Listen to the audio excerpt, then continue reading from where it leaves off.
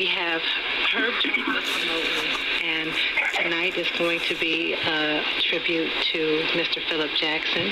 And we have Herb online, and we have Gloria online, and we're all going to support all of the listeners and one another and share stories this evening. Welcome, Herb. Great evening to you, sister. Great evening to you, wonderful people. Thank you all again for joining us. Today is absolutely going to be a very special show. I'm sorry I couldn't be in studio. I would certainly like to be, but absolutely would not miss this show for anything as we honor and take a moment to look back and honor the life and legacy of the great Mr. Philip Jackson, who we lost this past week. Last Sunday, Philip was called home after his long struggle with his illness, and ultimately it did take his life. But we want to spend this time and not be so sad and not wallow in our own sorrow, but to really just be grateful and appreciative for the time that we all had to spend with him and the lessons that we all were able to learn from him. And so tonight we welcome you to do the same. We open up the phone lines to you to call in, to join us, and share your Philip Jackson story. We have some of his closest friends and family that are going to call in and share some words and thoughts about him as they look back on the life and legacy of Philip Jackson. So we just thank you all for taking the time to join us this evening. It is a pleasure as always to have you with us, and as always, you guys are more than welcome to join the conversation, but make sure that your comment is about the great Philip Jackson. This is not a day for our personal agenda to talk about this or talk about that. If you have a story that you would like to share about the one and only Mr. Philip Jackson, we would love to hear it. Otherwise, we will continue with our regularly scheduled programming in the coming weeks. So with that being said, Julia, I believe Gloria's on the line as well? Yes. Gloria? Yes. Good evening. Good evening. Great evening. Gloria Smith is the executive director of the Black Star Project, and she is also a sister to Philip Jackson. Gloria, first of all, we've obviously talked several times privately, but I want to say publicly, I'm very, very sorry for your loss. We are all here with you and supporting you through this very tough time. Thank you, Herb. And thank you, Juliet, for that wonderful opening that really made my day. Thank you. And I just want to thank everyone for their outpouring of love and support for my family and me. I want to thank the WVON family and the entire community. They have just surrounded us with love.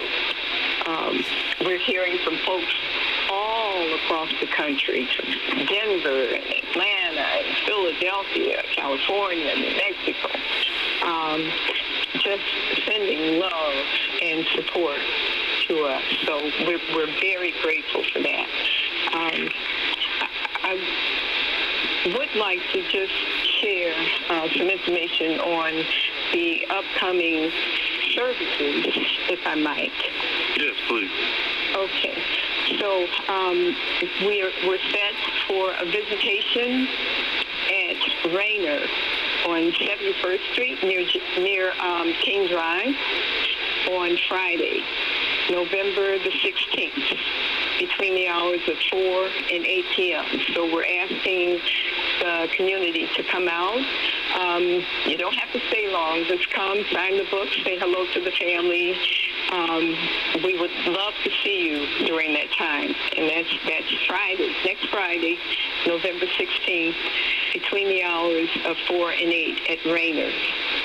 And then on Tuesday, we're going to hold a memorial community celebration in Philip's honor on Tuesday, November 20th at St. Sabina Church. Thanks to Father Flager for opening his home at 78th and Troop, Tuesday, November 20th at 11 o'clock. So I just wanted to share the services with folks who are listening.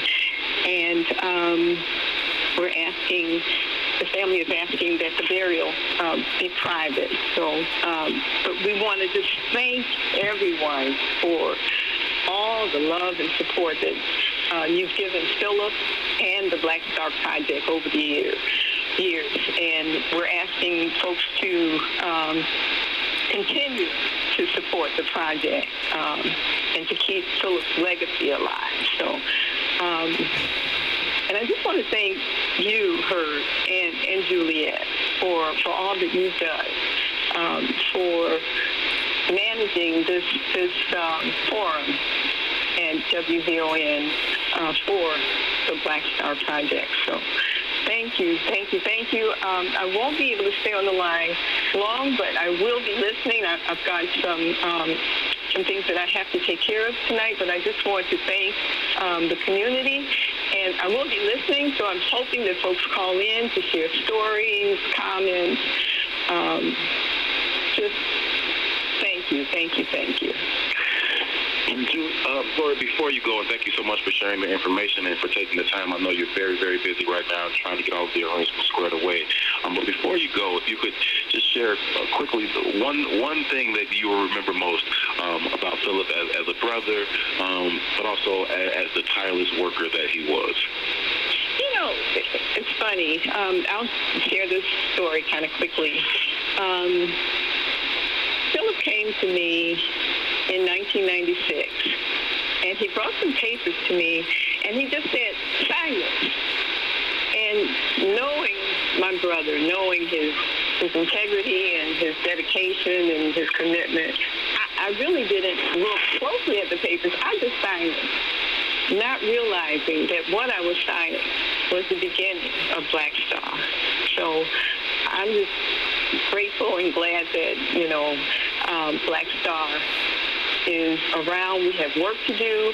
We need the support of the community and everyone to keep this work going, because it's much needed. Philip had a heart and a mind for young people. He would often say, take your hands off of my children, our children. We have to protect our children. So that's what I remember most about Philip. Gloria, again, I just want to say thank you so much for taking the time to join us on this most special of shows. I know it's a very, very tough time for you and a very busy one as well, so we will bid you good evening, and we'll talk to you soon. Thank you so much for the time. All right. Thank you, Herb. Thank you, Juliet. Have a good night, everyone. Bye-bye. Thank you. And that is Gloria Smith. She is the director of the Black Star Project and sister to Philip Jackson. So we thank you again, Gloria Smith, for calling to share that. Jules, there was a lot of things to unpack in Gloria's call. I mean, she talked about the large outpouring of love and support from all over the country, and it just goes to speak to the impact and the legacy that Philip was able to build over his life, and the tireless worker that he was, the relentless pursuit of his passions that he had to improve the lives of the children and their families. The impact was so profound, and you continue to see this huge outpouring of love that just shows you how many people he was able to touch, and it's really astonishing. And absolutely inspiring. A life well lived has that type of impact on all of us. And we have callers calling in to share their stories, and I look forward to hearing even more about how far-reaching that impact is. It would be hard to just really grasp it, but it's just wonderful for me to have had experienced such a great man. Yeah, no, I feel the exact same way. As the calls came in, as the news of his passing spread, and people were calling to, send their support and their love and their well wishes again on me, and I was just, the initial feeling is obviously sadness. He's been dealing with these things. He had some bad days, and last week kind of took a turn for the worse, and so you kind of saw some things coming, but the the feeling of sadness was still the most overwhelming feeling immediately. But then, right after the sadness, there was just this feeling of joy. You just had this little smile that came to my face. It was like, what a blessing. What a blessing it was to know such a man and to learn from such a man and work so closely with him and just try and take his brain and take whatever little piece of him I could and to help me become a better person, a better member of his community, a better brother, a better husband, a better son. And I'm forever grateful for the fact that I was able to spend the amount of time that I was able to with him. And I choose to be grateful. I choose to be grateful at this time, much more than sadness. Certainly you feel the sadness and knowing that you're never going to see him again, but the lessons that I learned and the experiences that I had, those things will be with me forever, and I'm eternally grateful. And we have all these moments to unwrap like little gifts as we move forward and continue to honor his legacy. We have Brian and Art and a couple of callers on that. We'll be getting to you all shortly, and I want to thank you all and ask that people continue to call in so we can hear all the wonderful stories about it. Absolutely. 773-591-1690 is the telephone number if you want to call in, share your memories of Philip Jackson. 773-591-1690. I believe we're going to be having Otis Monroe from the Monroe Foundation call in. I believe Minister Jeffrey Muhammad from Mosque Mariam is going to call in, as well as some others, and we certainly welcome you guys to call in just the same. So, Jules, you bring in the calls whenever you see fit, but I just want to thank you guys again for sharing your time with us this evening. It's been this very, very special edition of the Black Star Project radio show as we honor the life and legacy of the great Philip Jackson. We have Brian on line number one. Brian, are you there? Yes, I'm here. How are you and everyone that's listening on the radio? I just want to share my condolence with this warrior that I know, Philip Jackson. I tell you, here is this slim gentleman, skinny mini I would call him, you know, and I met Philip, I was 15 years old. I'm 57 years of age right now. First laid eyes on Philip, I was at the Blue Gargle University of Chicago there, and he was helping tutoring us for school and everything there, and as well as teaching black belt karate. So I've learned, you know, to read, write, and a lot of things from Philip, and he's really going to be missed. You know, I've always listened to the Black Star program on Saturdays, and his absence was not there. And then a couple of weeks later, I hear that he had left us, you know, so I was really hurt by that, and I just want to give a great shout out. He's going to be dearly missed, but one thing for sure with me, his spirit will stay alive as long as I'm alive, and family, I hope as well, you know, because he was one gentleman, and I love him. I just love him, you know. He's going to be missed, you know, and shout out to my cousin Otis Monroe. Thank you, you know, for the things you did with the Black Star Project. But Theo, man, that is the man. He's going to be missed, guys. I love you, and I love you. I love you all. Theo, and have a nice night. Thank you. We love you as well. Okay.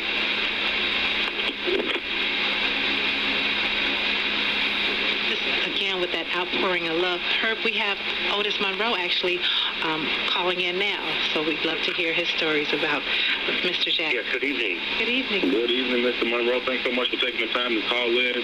We appreciate you. Otis Monroe is the founder of the Monroe Foundation. They do a tremendous amount of work, but for tonight, he is most importantly a great friend of Philip Jackson. They work closely and tirelessly together on many, many projects all over the city and the country.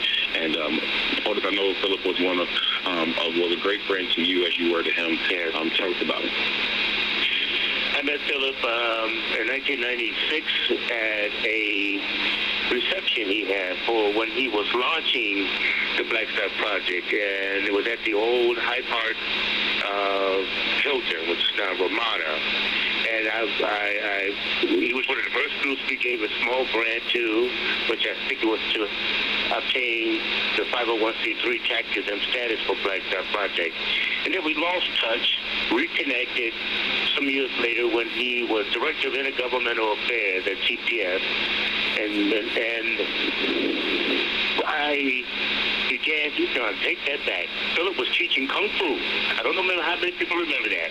Philip used to teach Kung Fu at a church on South Dorchester. And back in the early part of the late part of the 80s, I remember, yes. And then I reconnected with him when he was launching the Black Star Project. But I just want to say that if there was any such thing as an authentic black man, not African American, not colored, black man, unbought Philip Jackson, where you got a lot of black-led organizations to survive and offer grants, waiting for the next grant, and if they don't get funded, then they're not going to do the work and they implode. That was not Philip Jackson and how he led the Black Star Project. Philip turned away more money than he received if it meant compromising the mission of the organization, his personal integrity, and the genuine work of the Black Star Project to help black children. So while he is not with us anymore in the physical, his spirit, his tutelage, his purpose will always remain with those of us that had the pleasure, the opportunity, and the blissfulness to be in this circle.